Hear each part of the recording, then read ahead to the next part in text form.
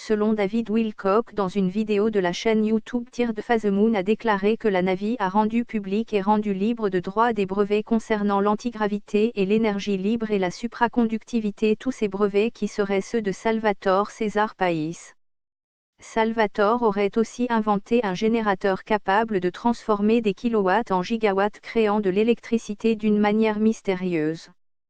Un brevet a permis à la Navy de concevoir un avion triangulaire de type OVNI capable de voler très vite et de plonger sous l'eau sans que le pilote ne subisse aucun traumatisme, même avec des accélérations supersoniques.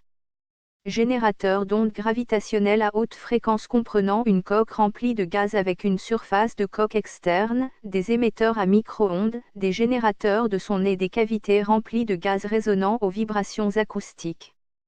La surface de la coque extérieure est chargée électriquement et vibrée par les émetteurs à micro-ondes pour générer un premier champ électromagnétique. Les cavités remplies de gaz résonnant aux vibrations acoustiques ont chacune une surface de cavité qui peut être chargée électriquement et vibrée par l'énergie acoustique des générateurs de son, de sorte qu'un second champ électromagnétique soit généré.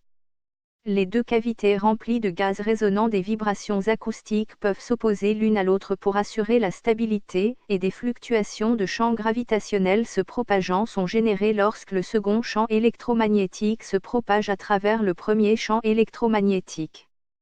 Un peu plus tôt cette année, il a été révélé que des chercheurs du gouvernement américain avaient enquêté sur des trous de verre, l'antigravité, le masquage d'invisibilité, des lecteurs de chaînes et des armes laser à haute énergie lors d'une enquête sur des phénomènes aériens inexpliqués, appelés programmes de menace et d'identification aérospatiale avancée, ATI.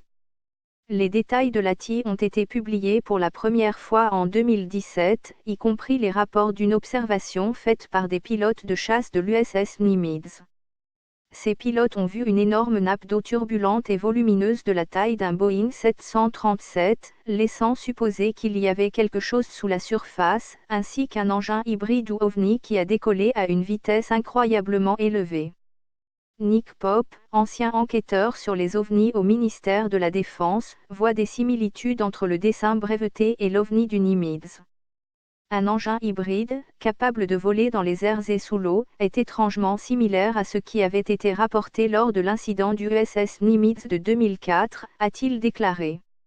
Il y avait un incident similaire d'ovni volant sous l'eau à Porto Rico en 2013. Le lien possible entre l'incident de l'USS Nimitz et ce brevet est intrigant, et il est intéressant de noter que la marine américaine semble être le lien ici. Il est possible que le brevet s'inspire de l'incident et qu'il s'agisse d'une tentative de mettre au point la technologie derrière les objets poursuivis par les F-18 de la marine. C'est ce qu'on appelle le « reverse engineering ».